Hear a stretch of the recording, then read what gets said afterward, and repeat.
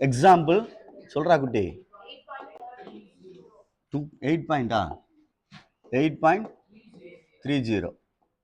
ஏய் கமனி, அதில் வந்து என்சிசி என்எஸ்எஸ்ன்னு இருக்கும், 2 ஈவெண்ட் இருக்கும், பார்த்துக்க சரியா? டேய் கொஸ்டினை வச்சு பார்த்து பொறுமையாச்சு. இன்னைய கிளாஸ் எத்தனை ஸ்டூடெண்ட்ஸு?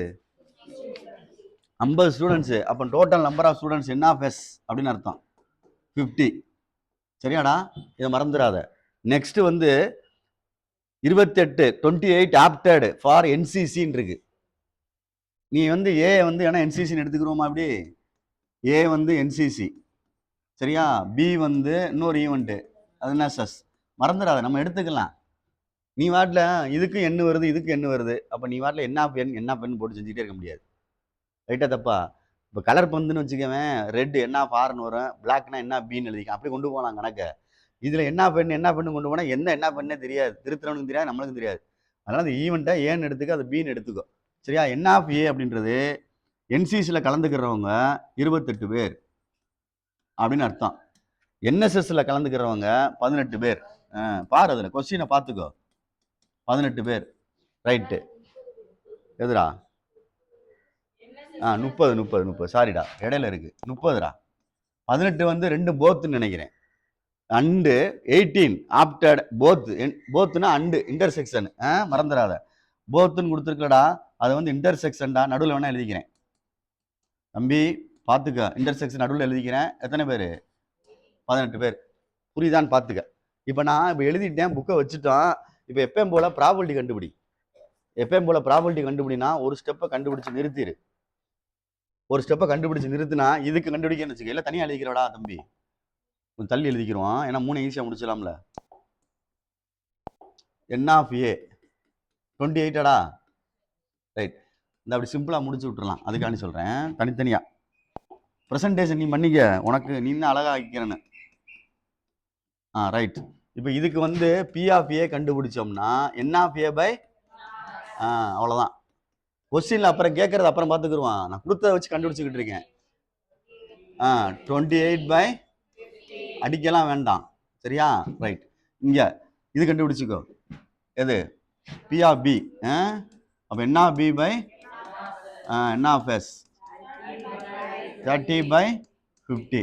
ஏ இன்டர்செக்ஷன் பி கொடுத்துருக்கேன். P of A intersection B is equal to n of A intersection B by n of S.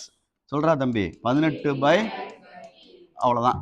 புரியுதான்னு பாரு. ஒரு ஸ்டெப் முடிச்சிருக்கேன், அவன் கொடுத்ததை வச்சு கேட்டிருக்கேன், செஞ்சுருக்கேன். அடுத்து ஃபர்ஸ்ட் ரோம் லெட்டர் வா. த student opted for NCC but not NSS அப்படின்னு இருக்கு. ஆமா பார்த்துக்கோ, அதை ஃபர்ஸ்ட் கொஸ்டின்ல என்ன சொல்லியிருக்குன்னு பார்த்துக்கோ. ஏன்னா இது பார் வச்ச கணக்கு, கரெக்டாக எழுதணும். ஃபர்ஸ்ட் வந்து ஸ்டூடெண்ட் வந்து ஆப்டட்னா செலக்ட் பண்ணுறான் என்சிசியை, ஆனால் என்னதை செலக்ட் பண்ணலை. அப்போ யோசிச்சு நான் எழுதுறேன், அதை மட்டும் பாரு. இப்போ நான் எழுதுறத கரெக்டான்னு பாரு. ஏன்னு எழுதுறேன் சரியா, பின்னு எழுதுறேன், இன்டர்செக்ஷன் தான் வரும், ஆனால் ஏதோ ஒன்றுக்கு பார் போட போகிறேன். எது அவன் செலக்ட் பண்ணலை, என்எஸ்எஸ் செலக்ட் பண்ணலை அப்படின்னா இப்படி போடணும். இதுக்கு ஆன்சர் எடுக்கிறேன். ஆமா பாருங்க, இது புரிஞ்சுக்க.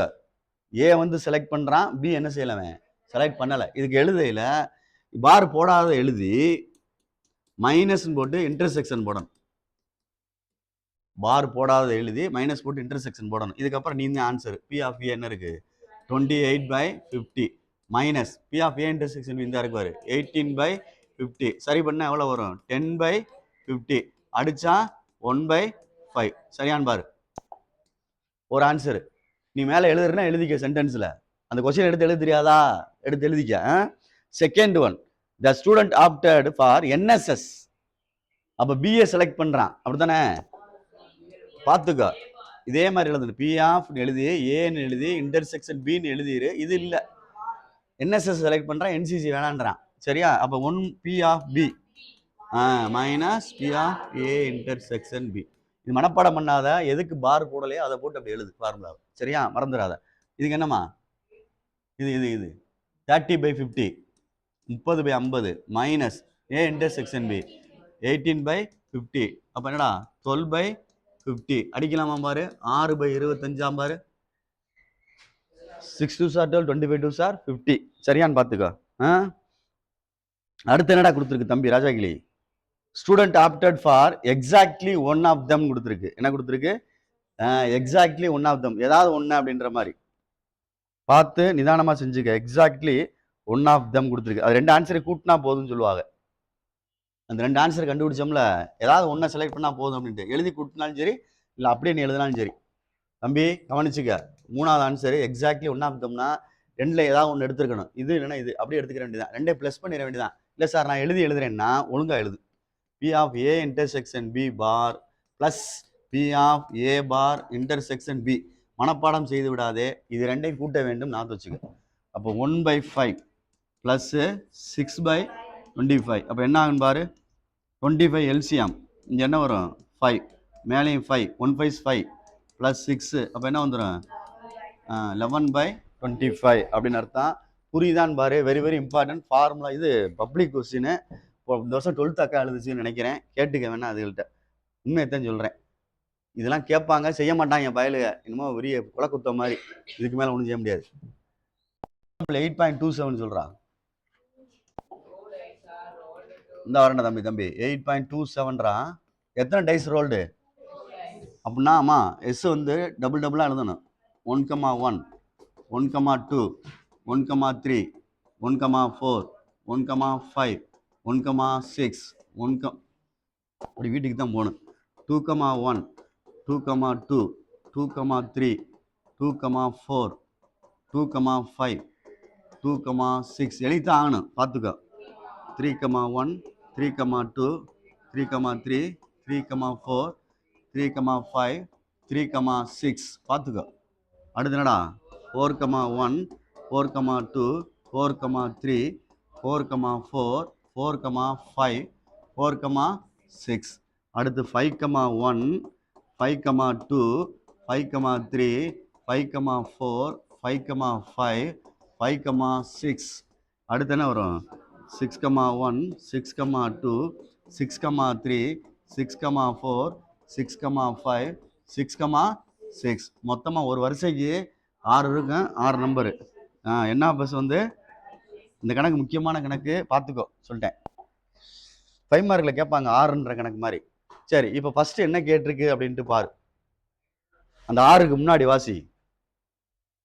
6 கொடுத்துருப்பான் பாரு, இருக்குமே. டே, அதாவது கெட்டிங் ஏ டபுளட்னு கொடுத்துருக்கு. டபுளட்னா ரெட்டிப்பு. 1 1 2 2 3 3 4 4 அப்படின்றது. சொல்ற புரியுதா இல்லையா? இந்த இருக்கு பாரு. டே, டபுளட் அப்படின்றது ரெட்டிப்பு. இந்த கணக்குல அப்படி பார்த்தா தெரியும். இந்த இதுதான் அது. சரிதான் பார். இதை எடுத்து எழுதணும், அவ்வளோதான், வேற ஒன்றும் கிடையாது. டபுளட் அப்படின்றது பார்த்துக்க. ஏன்னு எழுதிட்டு, இல்லை let A be the event of getting doublet எழுதிக்க. Let A be the event of getting a doublet அப்படின்னு வேணா எழுதிக்க. சரி, டை ஏ ஈக்குவல் டு அந்த நான் போட்ட ப்ராக்கெட் ஃபுல்லாக 1,1 1 2,2 3,3 எத்தனை இருக்கு? என் ஆஃப் ஏ வந்து 6. அப்போ பி ஆஃப் ஏ வந்து என் ஆஃப் ஏ பை கையோட ப்ராபபிலிட்டி கண்டுபிடிச்சிடணும். 6/36. அடிக்கலாம் வேணாம், அடிக்கலாம் கூடாதுன்னு சொல்லியிருக்கேன். வேண்டியதில்லை, அடிக்க வேண்டாம். திருப்பி அடிச்சுன்னா எல்ஜிஎம் எடுக்க வேண்டியிருக்கும். அதனால் அடிக்காத, தேவையில்லாத வேலை பார்க்க வேணாம். ஈஸியாக செய்யறக்காண்டி சொல்கிறேன், அடிக்க வேணாம்னு சொல்கிறேன். அடுத்து செகண்ட் என்ன சொல்லிருக்கு பாரு, 6க்கு அங்கிட்டு சம்மா ஃபேஸஸ் எஸ் 4ன்னு சொல்கிறான். 2 முகத்தை கூட்டினா 4 அப்படின்றான். டேய், 2 முகத்தை கூட்டினோம்னா 4ன்றான். அதில் தான் போகணும். டேய் 1 2, அதாவது 1 3 இந்த மாதிரி. இது 2 ஆட் பண்ணால் என்ன வரும்? இது ஆட் பண்ணால் 4 வரும்ல. அடுத்து வேற என்ன வரும்? வருது பாரு. அடுத்து அவ்வளோதானே? ரைட், சொல்லு பார்த்து. B be the event of getting போடுவான். Let B be the event of getting. Event of getting faces என்னது? சம் ஆஃப் ஸ்பேசஸா? சம் ஆஃப் முகங்களின் கூடுதல்னு அர்த்தம். முகங்களின் கூடுதல் அப்படின்னு அர்த்தம். பிஸ் ஈக்குவல் டு அப்படின்னு எழுதுறேன். சொல்கிறான். எத்தனை இருக்கு? Very good. அப்போ P of B n of b by n of s 3 by right. இது செகண்ட் ஒன். ரெண்டுக்கு ஆறுன்னு இருந்தால் இன்டர்செக்ஷன் கண்டுபிடிக்க வேண்டும். இதுதான் கணக்கு. இன்டர்செக்ஷன் ஆறுன்னு இருந்தால் வராத ஆளுக்கு பார்த்துக்கோ, இன்டர்செக்ஷன் கண்டுபிடிக்கணும். ஏ இன்டர்செக்ஷன் பி 2 2ன்னு வருமாடா? ரெண்டுலேயும் வரும்னு நினைக்கிறேன். தப்பா ரைட்டா? ஏக்கும் பிக்கும் பாடுறான் இந்த இருக்கலடா 2 2 வருதுல, வேற என்ன வருது? அவ்வளோதானே, பார்த்துக்க. அது ரெண்டையும் பார்த்தே நான் சொல்கிறேன். சரி, இப்போ n of A intersection B எத்தனை வரும்? Very good. சுதர்சன் காலம் இறங்கினா மூலையே. ரைட்ரா, வெரி குட்ரா. ரெண்டும் சொல்லாமல் இருந்தியே. n of A intersection B 1. இது ஒன்று தான்டா, ஒரு செட்டு தான். அப்போ P of A intersection B is equal to n of A intersection B by 1/36. இப்போ வந்து அடிஷன் தியரம் போட வேண்டும். அடிஷன் ஆறுன்னு வந்துட்டாலே அடிஷன் தியரம் தான் போடணும், கூட்டல் தேற்றம் மறந்துடாத. P of A union B is equal to P of A plus P of B minus P of A intersection B. தம்பி ராஜா சொல்றா. 6/36 3/36 36 எடுத்துட்டு 6 + 3 - 1 9 8/36 அடிக்கலாமே. 4 2 சார் இல்லையா? 2 4 சார் 8 தானடா. 4 4 9 36 ரைட்டா? பார்த்துக்கோ. 4 டேபிள் அடிச்சுக்கல, சின்ன சின்ன டேபிள் அடிச்சு கொண்டு போனாலும் கொண்டு போ, உன்னுடைய விருப்பம் தான். உனக்கு எப்படி புரியுதோ செஞ்சுக்க. புரியுதான்னு பாரு. நான் முக்கியமான கணக்கை நான் செஞ்சிடுறேன், அதுக்கு சொல்ல வரேன். ஏன்னா திருப்பி டெஸ்ட் எழுத சொன்னா எழுத சொல்லுவேன். எல்லாருமே எழுத்தாகணும். ஆறுன்ற கணக்கை ஃபுல்லாக தனியாக பார்த்து எழுதணும். ஓஆர் ஓஆர் ஓஆர் அதுதான் கேட்பா 5 மார்க். அதனால் சொல்லிட்டேன், பார்த்துக்க. ப்ராபபிலிட்டியில் ஒரு 5 மார்க் அட்டன் பண்ணலாம், முன்னாடி ஸ்டாட்டிஸ்டிக்ஸில் அட்டன் பண்ண முடியாது.